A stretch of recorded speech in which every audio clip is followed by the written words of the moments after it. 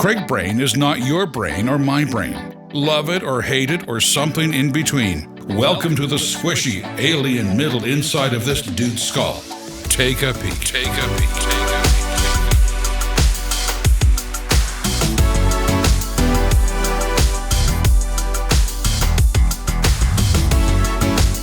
peek. Welcome to Craig Brain. This is the last episode, not of the season or the project. I don't even say season. I don't know how long many seasons. I don't even know. I don't know how long this is going. But out of all the journal entries and the things that I've written, this is the last one in the work and workmanship section. So if you're tired of me talking about work, it's going to end. Although I think I'm talking about marriage and making it next. And marriage and making it is also work. A lot of these things that I'm talking about require work, require learning and growth. This one is wear one hat and give the rest to tech. And I think it really comes down to a lot of people, and the questions I get asked all the time is just how do you get stuff done?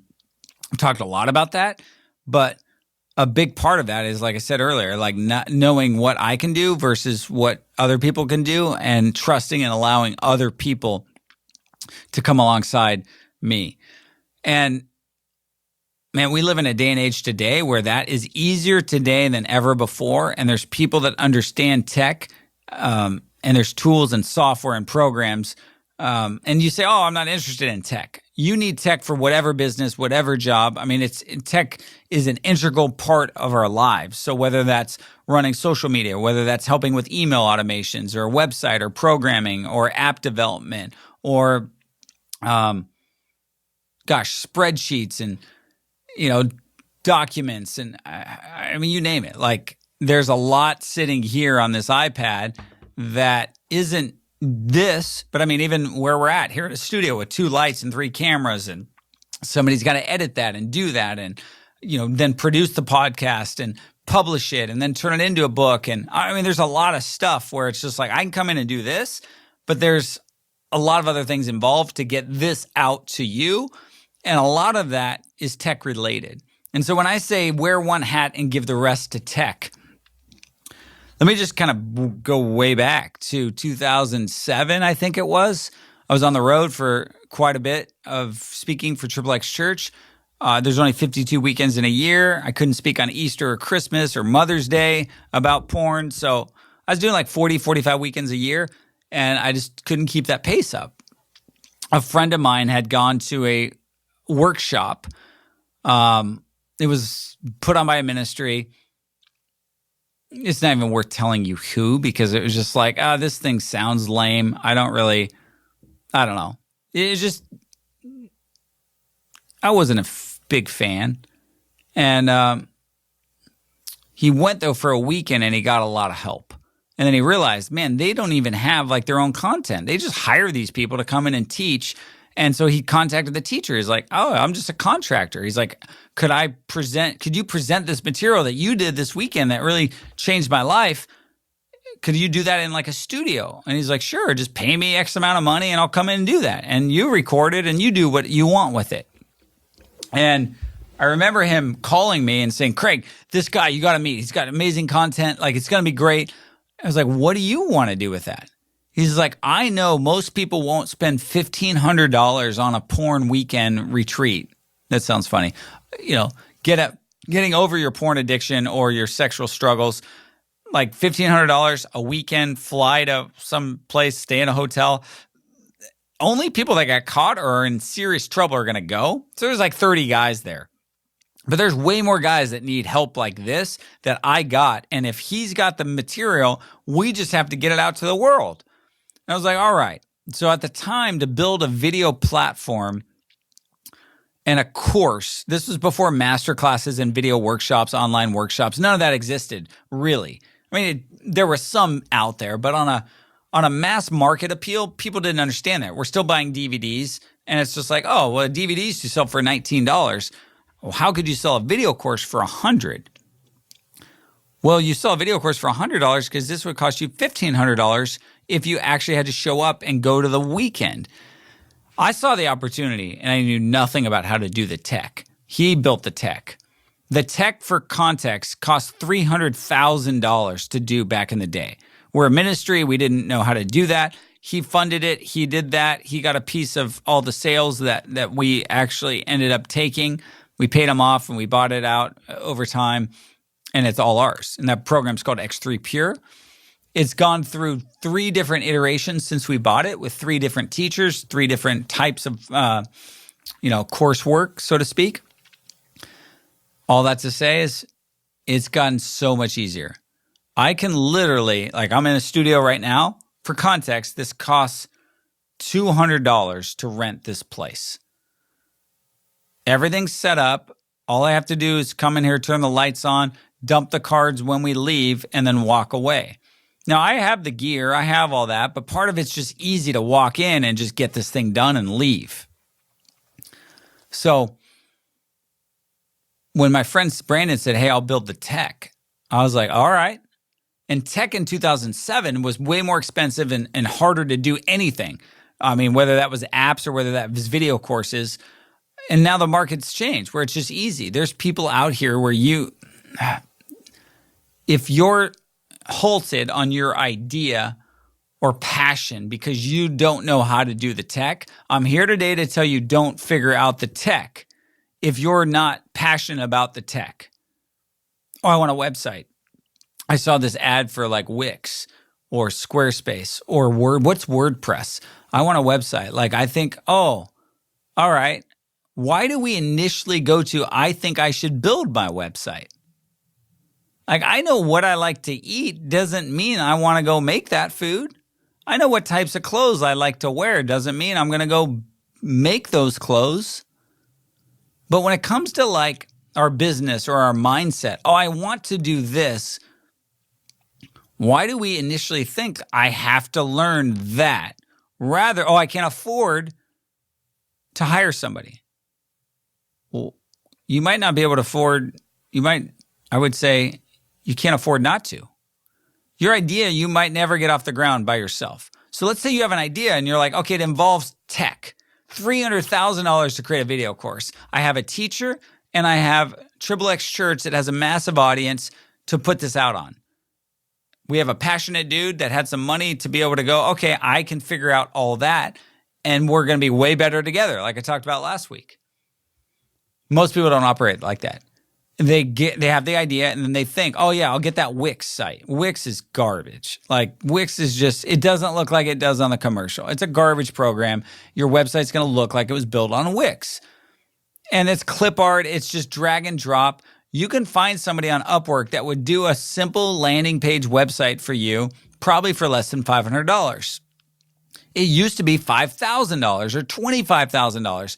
These web guys used to be able to charge all that. Now it's you could find some 17-year-old, on the internet that knows how to get that out the door. Maybe you don't even need a website. Maybe you just need, somebody to, if you don't know what a filter is on the Instagram, you should be running probably your Instagram if you're needing social media for your business.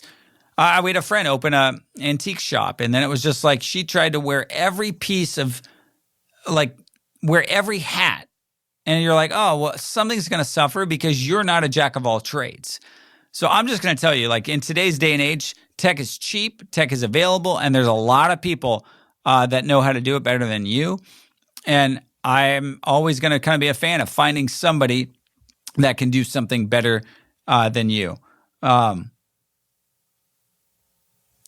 advice, some things, and I wrote about all this. How do you get that done? How do you manage people? How do you trust people? How do you bring someone on? It's crazy. And a lot of these rooms that I'm in, how many people struggle with their first hire or the thought of just handing something off to somebody else? And it's just you got to trust somebody at some point in the game. But some tools and some things that, just kind of rapid fire. If you're going to do anything online, I love Basecamp. As a project management tool, there's Slack, there's Asana, there's some programs that basically allow you to collaborate with multiple people on your team or contractors that can all work on one project. Don't use email for that. Use a project management system. I love the Rework book by the Basecamp guys. It's called Rework. Kind of talks to you about how to work in today's day and age from remote places. But Basecamp is a tool. I have two Basecamp accounts, one for the ministry and one for my other business. Can't get anything done without it. And a lot of people don't like being managed like that, but it's a great project management tool. Kajabi today, and there's a link obviously on the blog for a special offer for Kajabi. Kajabi is an all-in-one resource, from sending your mail to obviously hosting. I could put a video course up in less than an hour with Kajabi. What used to take $300,000 and a whole wide of tech for $100 and something a month that you pay Kajabi. They'll also handle your email, your website. They'll create great landing pages that look amazing, and all you have to do is follow a few simple steps to use their templates. Unlike some of these other sites, like I mentioned, like with Wix. But that's if you have content that you want to distribute to somebody, that Kajabi can act as your website. It can act as a video tool, a video dashboard. It can act as your email management. It's a great kind of starter type deal. There's some programs like WordPress. That's more of if you want a full-blown website. There's some tools that work with WordPress. A company called Wishlist that actually turns your WordPress site into a membership site. And if you don't know anything about membership sites, there's a guy named Stu McLaren. He helps people come up with membership site, not just the ideas of ways that you can monetize your knowledge or your information or your niche kind of market and turn that into a reoccurring membership site. If you're lost on all this, I talked about this in a previous podcast called when I talked about Sit on My Gift. What is it I should do, or could I go do that? Start asking your friends those questions, those ideas, and maybe you'll get back, oh yeah, you could go do this. So if you're stuck with, I could go do this, but I don't know how, don't let that stop you. I think an early mistake a lot of people make is like, I'm going to, go do it all by myself. Instead of, hey, you know what? I have an idea. You're smart. You know how to do this. You want to be a partner with this? And if somebody gets a hold of your idea or your vision early and they get on board, two, like I talked about, is better than one. Dropbox, to me, is a must. If you're that person that is your phone's always running out of storage or you're not able to send large file, Dropbox is a cloud-based program that obviously houses all your data, not all your data, but all your images, your videos, your files. You can collaborate as a team on that. It's just an essential type of program that you're going to need. You're going to need to figure out, obviously, email is not dead. Social media obviously is not dead. It's just what platforms to go, what programs to use. There's people that are, whether you use MailChimp, Infusionsoft, a number of different programs like that. There's experts in each of those things that you can hire from $10 an hour to $100 and something an hour. That's all they do.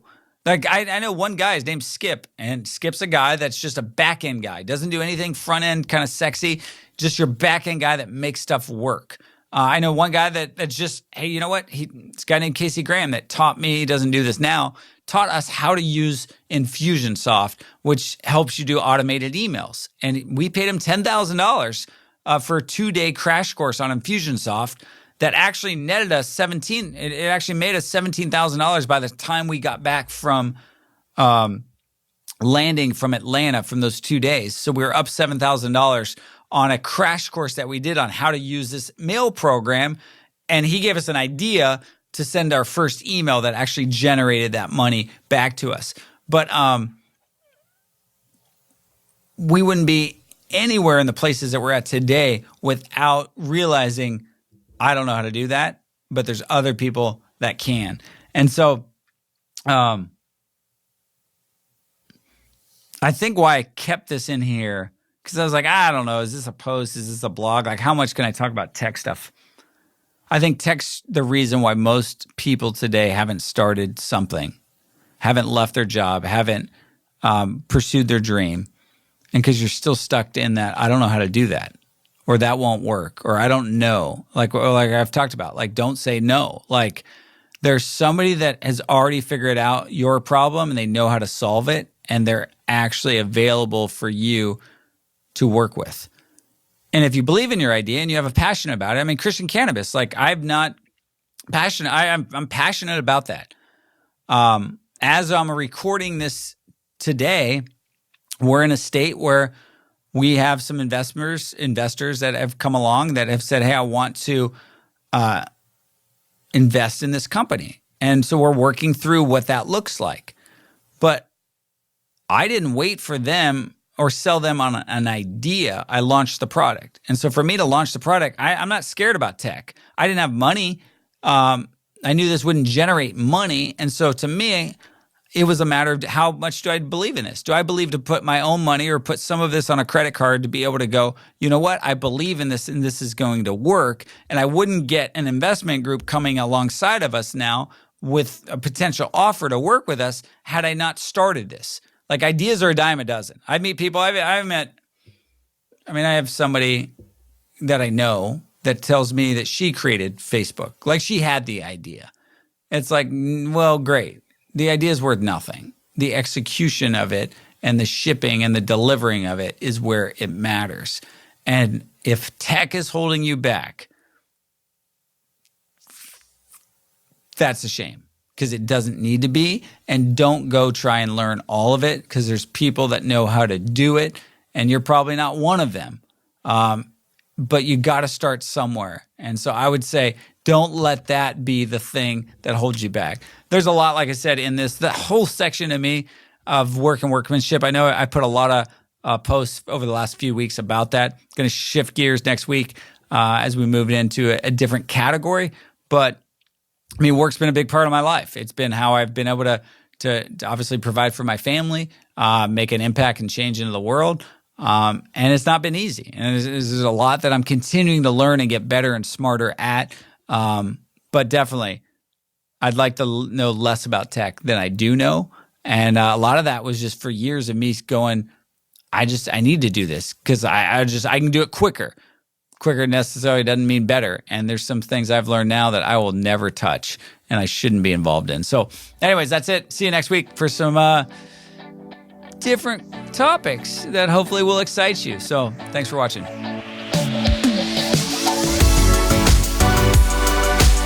Thanks for thinking through Craig Brain.